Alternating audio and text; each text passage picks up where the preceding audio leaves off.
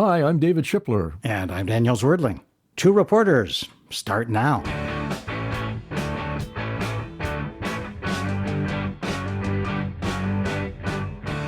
Hi, Danny. How you doing? Great, thanks. And here's our mission today. We're going to learn how a high school teacher inspired his students to do something they'd never done before. And as a result, they exposed an environmental scandal that shook up their whole community. And maybe more important than that, the students started seeing the world in new ways. That was almost 30 years ago. But now this episode has come back to light because some filmmakers have made a really interesting new documentary about what those high school students pulled off. And it's been winning awards at film festivals across the country. Here's an excerpt from the expose that the students originally made back in 1997. For the last 30 years, garbage haulers connected to organized crime have illegally dumped toxic waste and red bag waste throughout New York's lower Hudson Valley, often with the knowledge and cooperation of politicians, law enforcement officers, and government agents. Almost all of our region's toxic landfills are built over major aquifers. Much of our water may already be contaminated. That's pretty amazing stuff for high school students to produce in an English class. Anyway, let's welcome the teacher who caused all this trouble, Fred Isseks. Hi, Danny and Dave. It's great to be here. Fred taught at Middletown High School, about an hour from New York City. Now he's cheerfully retired. Cheerfully? Is that true? Cheerfully, absolutely. Well, it's good to have you. And thank goodness, Fred, that in your retirement you have obsessively kept every shred of video that your students took all those 30-some years ago and carefully cataloged in your basement. Yes. Fred, you and some of your students who played a big role in that investigation are suddenly in demand. Am I right? You've been speaking at some of those film festivals I mentioned a moment ago and to community groups around the country. Why do you think audiences are so interested in a high school project from almost 3 decades ago? Well, I think that what we did 3 decades ago is pretty relevant right now. We were confronting corruption in government, and we were practicing what we thought was decent journalism.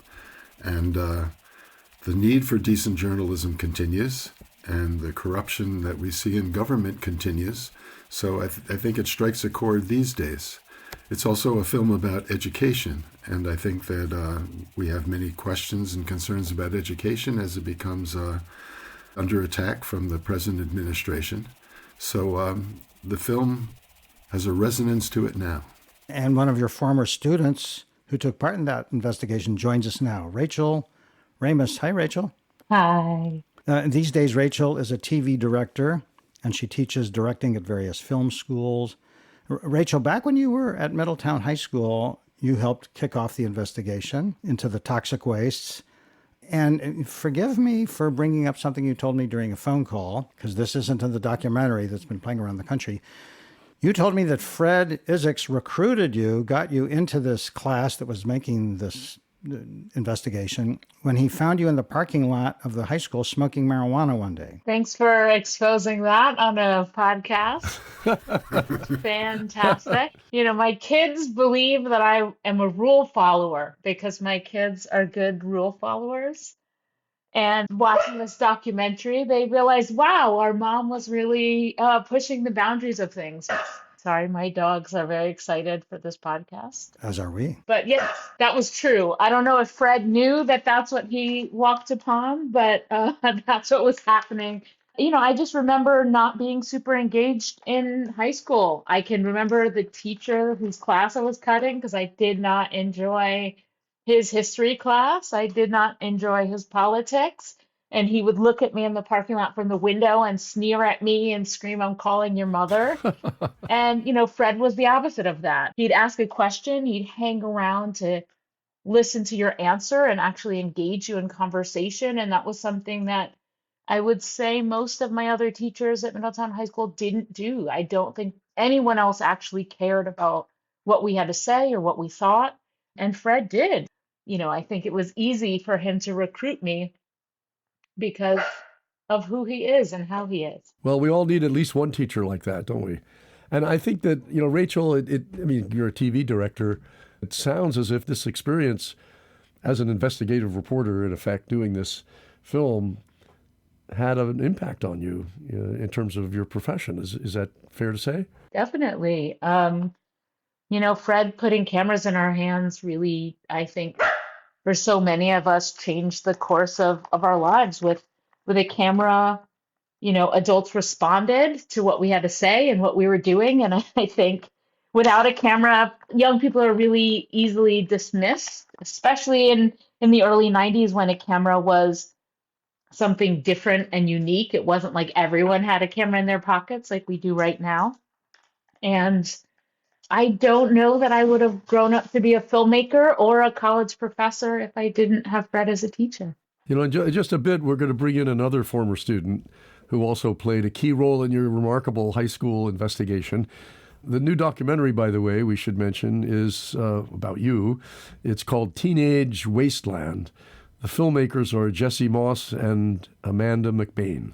And we want to retell your story because we hope it'll do kind of what Fred said a couple minutes ago, which is that we want it to resonate with people now about what's going on in the nation's schools. I mean, kids, teachers are so afraid of saying something that won't be part of the Trump world vision, and they'll get in trouble, if not fired. We've interviewed librarians who were fired and who were about to be fired. So, Fred, how did you come up with this idea in the first place, taking a bunch of students who knew nothing about journalism and throwing them into a really serious investigation? Well, kind of went into it blindly. If I had known what we were getting into, I don't know if I would have been as enthusiastic about it in the beginning. But we started off slowly. We got a couple of cameras donated to the school by the local cable company. And we just started making music videos and fooling around with it. And as more students became interested, the district decided to make an investment and build a small TV studio. And at that point, they figured we need to have people in that room all periods of the day. So they created another class for me to teach, an English class, which we called Electronic English. Electronic English. Electronic English, yes. We figured it's English, but we're using electrons instead of pencils and paper. So that first semester that we were doing it, we decided we would get into journalism and do stories around the school. Hi, welcome to High School Update. My name is Corey Burris. And I'm Brianne Pitek. And this week's show is going to have segments on the chorus. And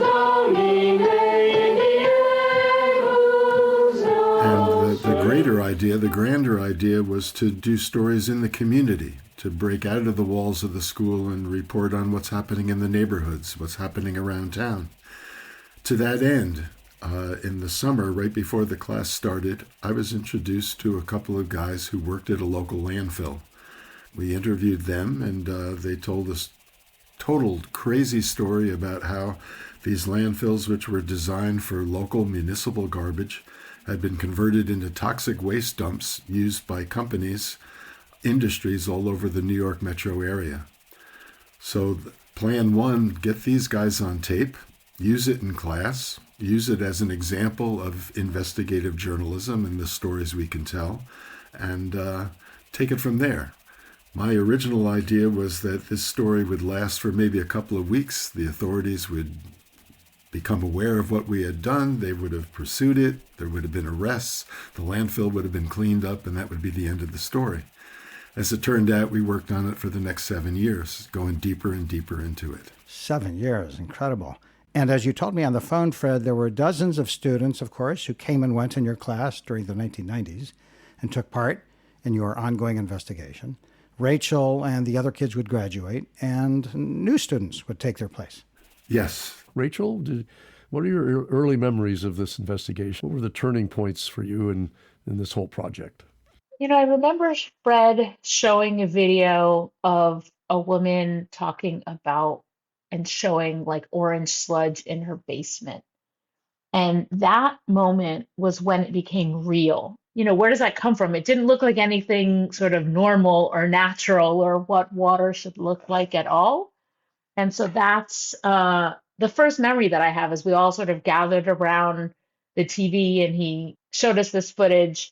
And I remember, getting very excited about this whole thing. One of the things that struck me about the documentary was how you guys, you students, got yourself into really kind of almost scary situations. Weren't you there the day a prominent environmental scientist from the New York State came to look at the landfill with you guys, Ward Stone, and there was this big confrontation between him and a city official and law enforcement?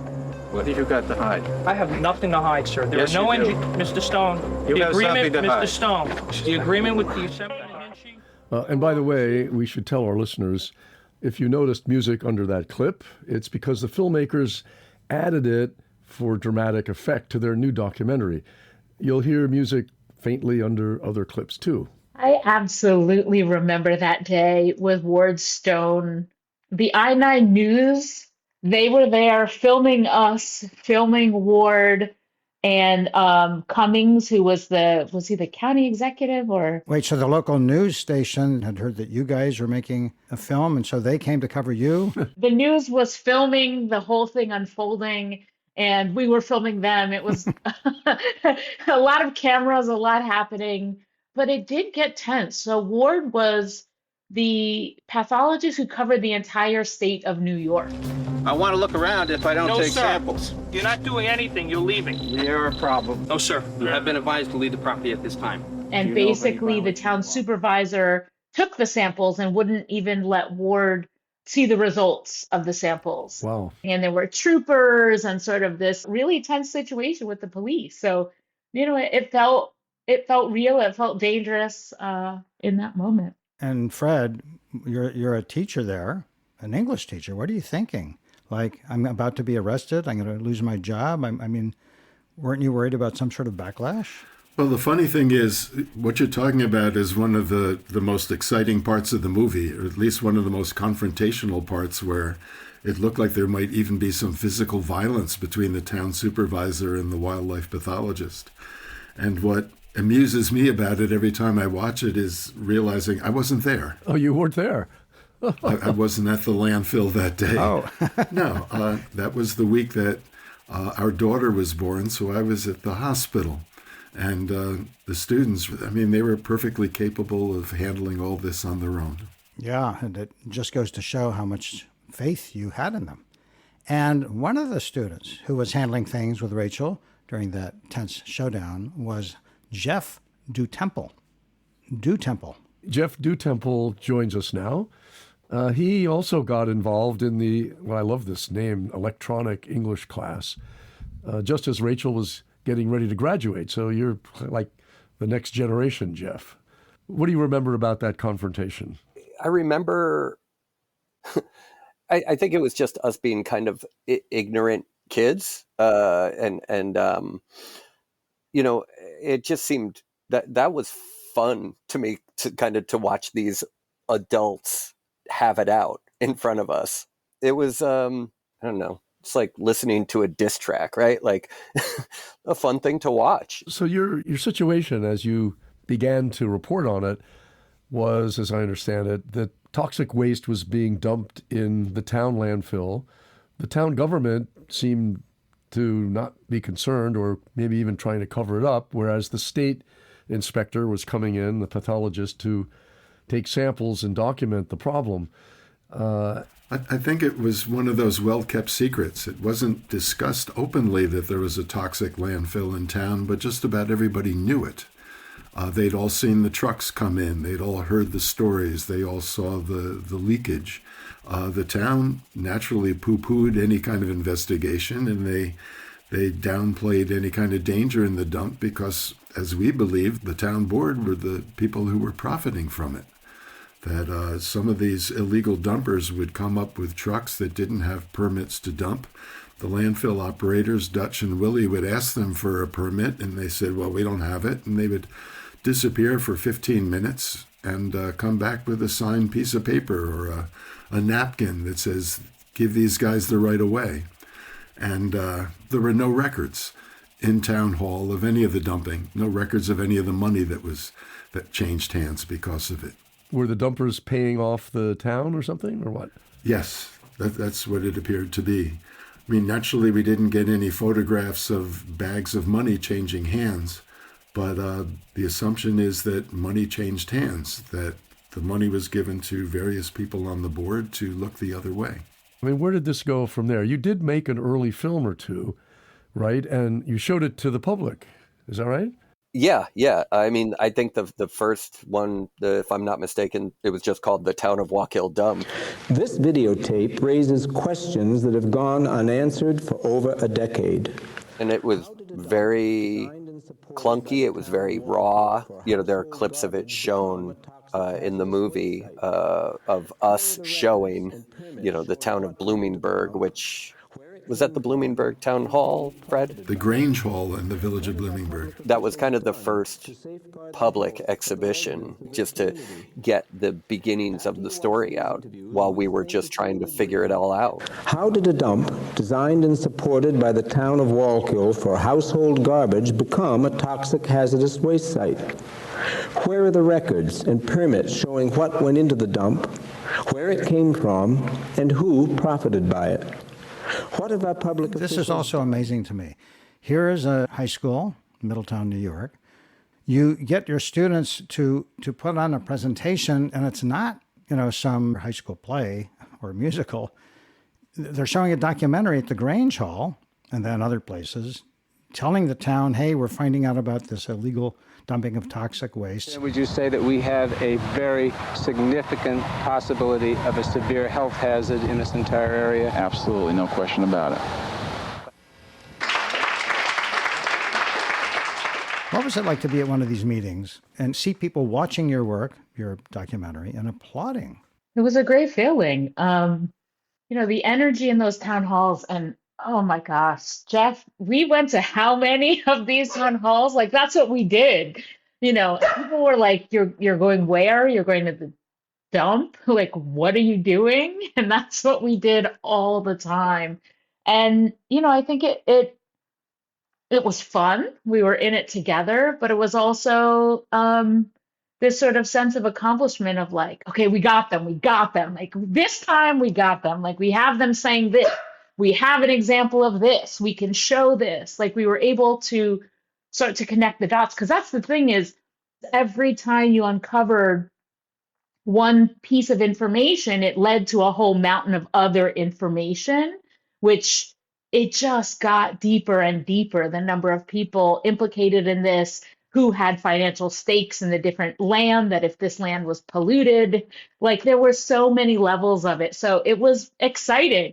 And, you know, when we shared it to the town and folks, you could just hear the volume in the room go up, the energy go up. And I think it was kind of refreshing for them to have a forum, to have an opportunity to talk about it and to realize that there were other people who were interested and wanted to get to the bottom of it. You know, this cascading exposure of problems is always part of an investigative project. So maybe you can give some specific examples of how that unfolded. Well, one example of how the story would just spread out was after we were on a local TV channel one evening. Immediately after the news segment ended, I got a phone call on my landline, and it was somebody who didn't want to reveal his name, but I knew he had a parrot in the background. And he said, what you guys are doing is you're on the right track, but you're only scraping the tip of the iceberg, he said. There's so much more going on in Orange County besides that one dump that you're looking at, the Wallkill dump. And he proceeded to say that he knew for a fact that there were toxins that were dumped at other landfills in Orange County, particularly the big one, the Orange County landfill. And the new documentary about you shows that this new anonymous source was very much like a character in a movie. He said to you, call me Mr. B, very mysteriously. And he kept emailing you and calling you at all hours. He'd parcel out more secret information. Yeah, he became my phone buddy. Until finally, he agreed to meet you, and he met with the students, and he told you his name. Mr. B was Armando Balancioni. He was a deputy sheriff in the Orange County Sheriff's Department. He was a bit nervous about coming into school, but ultimately he did. And as you say, you brought him into the TV studio in your high school English class. And here's an excerpt of Mr. B. I was told that there's a $5,000 bounty on my head that the first driver that runs me over gets it. And I don't mean run me over to give me a broken toenail. Oh, no. It was to bury me with the waste. There's no doubt in my mind. And what he had was incredible evidence of tickets that he had written, that other deputy sheriffs had written to organized crime. A fine? I mean, giving them a fine, you mean? Yeah, these were environmental violation tickets. Like a ticket that a policeman would write. Back in those days, it wasn't computerized, so it had carbon paper, I think. They would write a ticket, and it would immediately create 3 copies of it, 2 or 3 copies. 1 copy would go to the perpetrator, 1 copy would stay with the arresting officer, and then other copies would go to the sheriff and I think to the judge. Yeah, but you and the students discovered that those tickets for illegal dumping that this deputy had issued had basically disappeared. There were no copies of them in the judge's chambers. There were no copies with the county clerk's office. There were no copies with the DA. So those tickets just disappeared and they were never paid. And they were pretty hefty fines, at least $2,500 each. So one day, a black, I think it was Cadillac and a Mercedes pull up, and all these Italian guys smell like garlic and stuff, and I'm Italian. They come out, and who is this guy, Malancioni? I said, oh, here we go, it's the Guido Sarducci. The type of toxins that he was talking about and that we were hearing about from other people at the Wallkill dump were mostly industrial byproducts, a lot of petroleum-based substances from Ford Motor Company, which was down in Mahwah, New Jersey. Truckloads of solvent were brought up. This was the stuff that they used to clean the assembly racks when the car parts went through the painting room.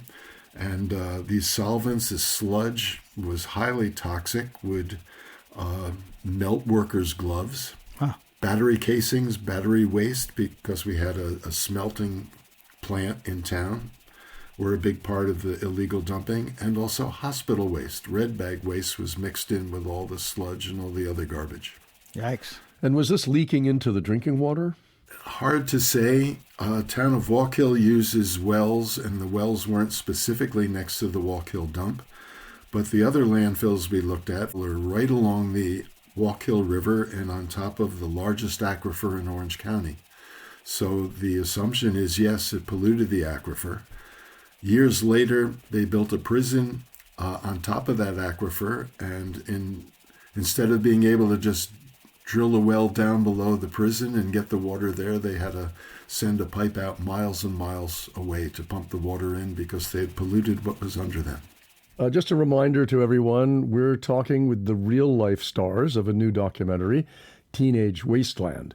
Fred Isseks was an English teacher at Middletown High School in New York, and Rachel Raimist and Jeff Dutemple were 2 of his dozens of students who investigated how criminals were dumping toxic wastes illegally in the town's landfill back in the 1990s. I don't want to get too wonky, but Jeff, I was really interested to hear that you and your fellow students started learning about some of the classic tools of investigation, modern journalistic investigation. You high school students started filing Freedom of Information Act requests, right? Do you remember this? Mm-hmm. Yeah. You know, it took me years to learn how to use FOIA's Freedom of Information Act requests, where you send a note under the law to a government agency and say, hey, I hear you have documents about X, Y, and Z. I want them. And according to the law, in most cases, you're supposed to get them. There's a scene in the documentary, which comes from the film that you and your fellow students made almost 30 years ago.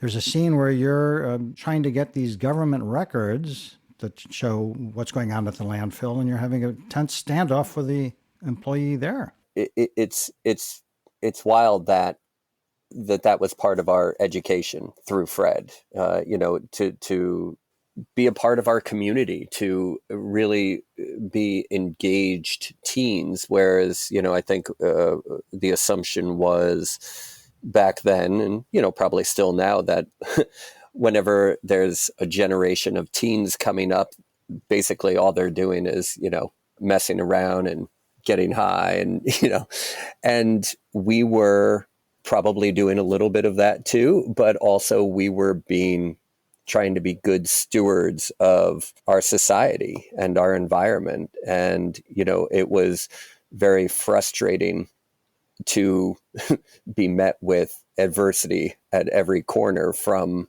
the previous generations.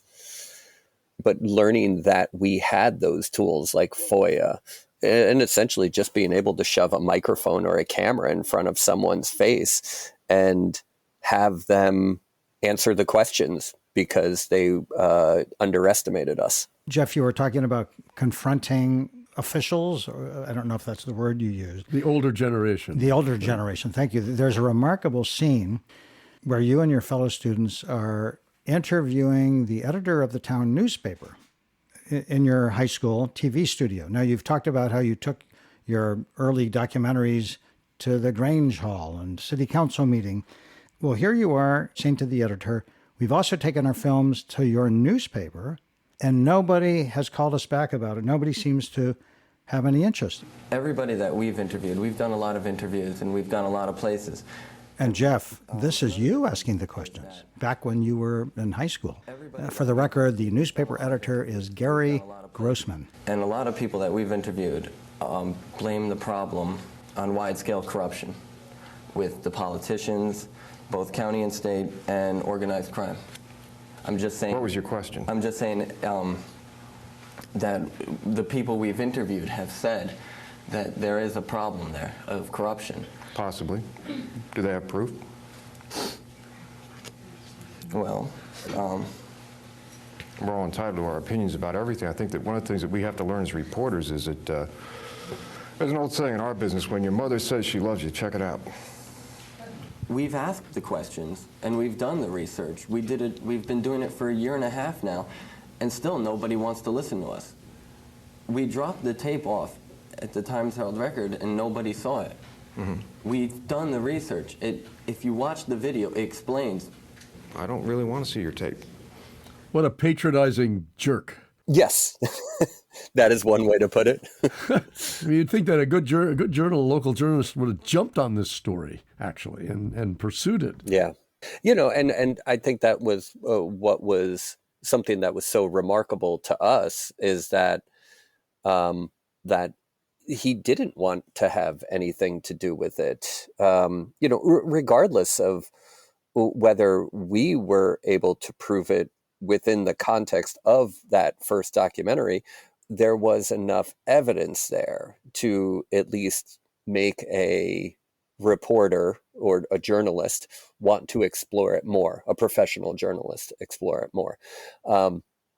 So obviously when he came in and you know, said the things he said to me and our class, and you know, we kind of behaved in that you know, very condescending manner. I mean, it threw us all. And to me, Jeff, watching you in that footage, you look a little shaken. Oh yeah, yeah. I mean, I was angry. I don't remember the feeling of anger, but looking at that interview 30 years later and, you know, seeing clips of it over the years, I mean, I'm obviously angry. You know, it was one of those moments where you almost like you're frozen. You don't know how to react to something because you can't believe that someone would behave this way. You know, I was 15 in that clip. How old? I think I was 15. Yikes. What impact do you think that had on your career? I mean, what do you do, and how does this whole experience kind of resonate through your adult life? I am a cinematographer. I work in the camera department for film and television. You know, Rachel and I are both involved in the industry. And, you know, I think what this taught me early on, other than putting a camera in my hand, it was giving me the ability to learn at a relatively young age, like how to read people, how to talk to adults, how to talk to people in general. And obviously, like, this set me on the course for what I was going to do for the rest of my life. And Rachel Raimist, you also, there's moments of you showing that same, I'm learning how to speak with people. You're talking to some official, I don't remember who this is, who is... Yes, that was Louis Mills. He was the county executive in the 70s. In 1974, during your term, was when they built the Orange County landfill. Is that correct? That's correct. It was built on an aquifer. Why was that?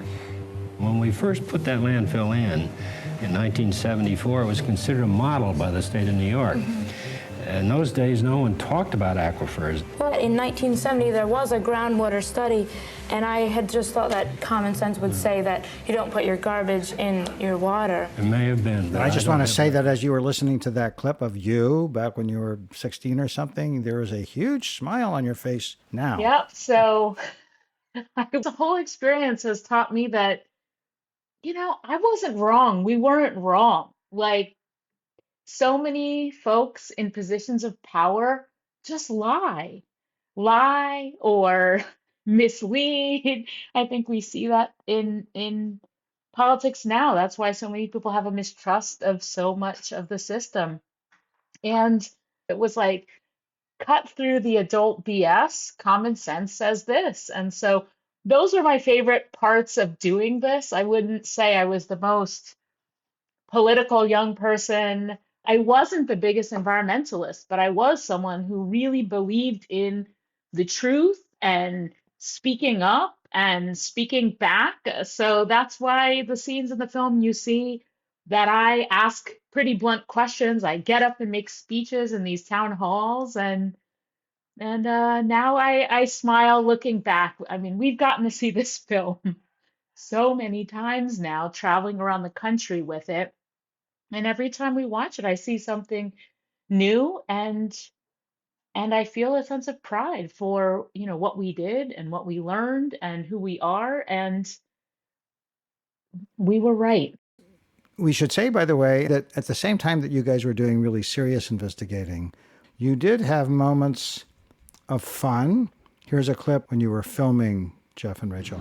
Jeff, you're taping. It's the red lights on. Jeff, you're a dick. Jeff, you're a dick. Yeah, Jeff, you're a dick. You're a dick, Jeff. You're a dick, Jeff. You're a dick, Jeff. Yeah, Jeff, you're a dick. And one thing I also like in your films is that, Fred, you did sort of direct the students in doing stand-ups, the way a producer would do on television. Yeah. So just go off in that direction looking serious. So everybody quiet on the set. Here we go. My name is Jeff Dutemple, and I'm a student at Middletown High School. Okay, wait, stop. We're going to take that part out, we decided. Okay. Just a little bit louder, but not much. Okay. This old dump is Start with this old dump. Yeah. This old dump is symbolic of the general failure of our government to protect us. Okay, hang on. That was good. So this thing. Yeah, Fred directed this. Fred directed us.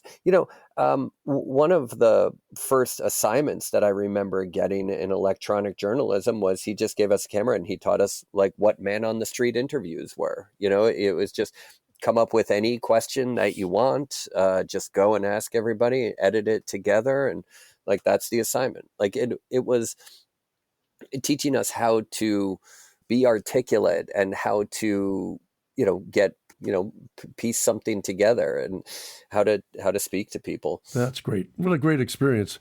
Did you get pushback, you or Fred? Was there some backlash or pressure on you to cease and desist? There was, yeah. One example, we went to a meeting of the Orange County Legislature, and we sat up in the balcony. We had a camera. We recorded the part of the meeting that we were most interested in. We didn't say boo. We didn't bother anybody. We were very quiet, and then we left. And after we left the meeting, I was told by somebody who had remained that the chairwoman of the legislature kind of pulled the microphone close to her mouth, leaned in and said, "Don't worry about them. They're from Middletown High School.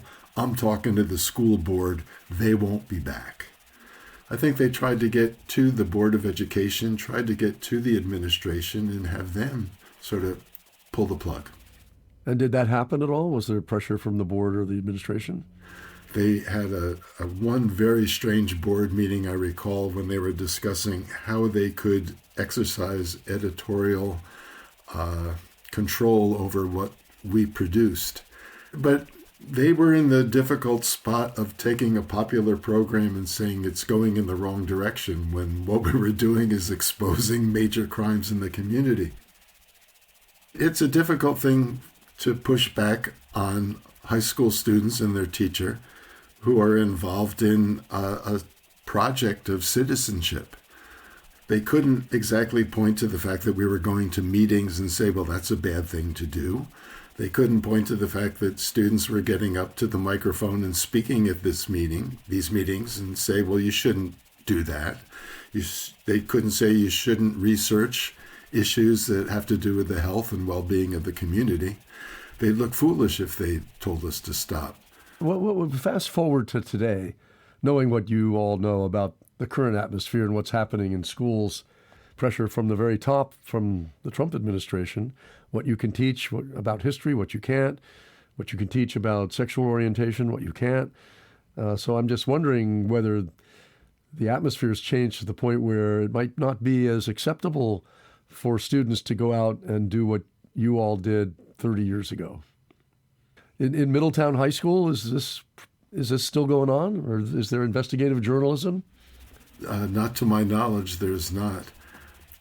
Back in the 90s, it was a politically charged time then as well. And one way that we avoided running into those kinds of censorship problems was we rarely, if ever, used those two words, Republican and Democrat, when we were doing our investigation. We used the word corrupt quite a bit, but it didn't know any party lines, the kind of corruption that we were looking at. We were fortunate enough to have corrupt politicians from both parties. Fortunate enough, yeah. Bipartisan corruption, yeah. We knew if we took sides there'd be trouble, but we just kind of hewed to the point that we represent the community and the community's best interests in an issue that isn't all that complicated.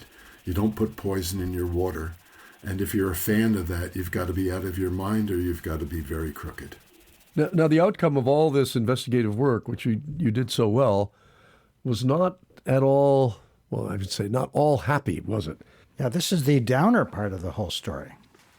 I mean, you exposed all this stuff, the toxic waste being dumped illegally into landfill that was probably leaking into the aquifer. The mob was involved in these companies. Tickets would be issued for, hefty fines that somehow never got to judgment. The townspeople appreciated what you were doing. The local press didn't do anything about it. And what happened in the end? I mean, where was the result of all of this? Well, can I summarize briefly? The town said, okay, we're going to fix the problem at the Wallkill landfill. And they hired a company that also looks like it might have been crooked to cover the landfill, basically with a concrete hat. So forget what's going on underneath the toxic waste in the ground where it's leaking. They just covered the whole thing up so you couldn't see it. I mean, what a joke. The toxic waste is still down in there and will continue to slip silently into the groundwater. The cap will not stop that, but it will require millions and more millions of dollars just to keep up appearances. It looks like the people in the landfill remediation business will be cleaning up for a long time to come. Our children and our children's children will be tending to this lethal garden forever. This kind of thing has sometimes been called a frozen scandal, where good investigative reporting exposes wrongdoing, but then nothing happens to rectify it. Is that a fair assessment here? It's hard to tell. Sometimes when we were doing all this work, it felt like we were shooting arrows in the dark. And unless you hear somebody scream, you don't know if you're hitting anybody or not. We never got a moment where, this was back in the 90s anyway, where anybody came up to us and said, wow, you guys, you did it. You solved the case. You cracked it open, and now everything is going to be good. We never had that moment. But it felt from the very beginning like what we were doing was important. And it also felt that we were tapping into a lot of archetypes of stories that are really important to our culture. And one of those archetypes is the story of youth being idealistic and wanting to do the right thing. So we had a David and Goliath story that I think had universal appeal. So that even when nothing happened back then, I have the feeling that it had an impact on the community that can't actually be measured. And that perhaps we were instrumental in preventing some things from happening.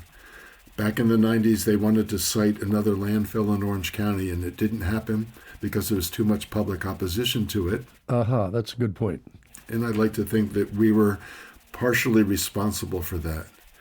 But I think the fact that it's lived, the story has lived for these 30 years and is now re-emerging with Jesse and Amanda's film, Teenage Wasteland, that it kind of demonstrates that we were right, feeling that the story had universal appeal. You know, I think having incredible filmmakers like Jesse Moss and Amanda McBain revisit the story and open up Fred's archives, I think in a way it's felt like a real justice for Fred and for the work that we were doing, that now people are aware of what we were doing. After one of the screenings, my oldest friend of more than 50 years, she was like, "That's what you were doing? I had no idea." And, you know, I was with her all the time. And, you know, my siblings, my family, no one knew what we were doing. And it took a film 30 years later to really shed light on what it really was and all the things that we learned. Well, I'm glad you haven't become cynical, and it's really inspiring, actually. I mean, this film ought to be seen by students and teachers all across the country as an inspiring example of what they can do, not just to expose wrongdoing, but to educate students in how to deal with government, how to deal with authority, how to uncover truth, all the tools that are available. So it's badly needed now.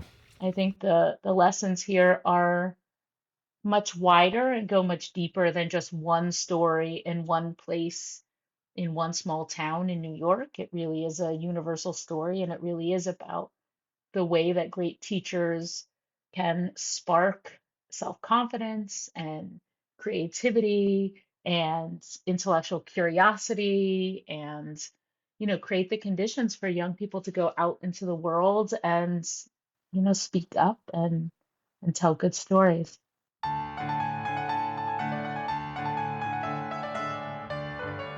Fred Isseks, Rachel Raimist, Jeff Dutemple. They are three of the main characters in the new-ish documentary, Teenage Wasteland. Thank you guys so much for spending this time with us. What a great project you did, and what a great documentary about the project you did. Yeah, thanks so much to all three of you. It's been a pleasure, really. Thanks for having us. Thank you. And you're not a dick, Jeff. You're a really nice guy. And that's it for this episode of Two Reporters. You'll find us on Apple, Spotify, or pretty much any leading podcast site. And we hope you'll check out more of our work at tworeporters.org. I'm David Tripler. And I'm Daniel Zwerdling. Please join us again soon for another episode of Two Reporters. Bye-bye.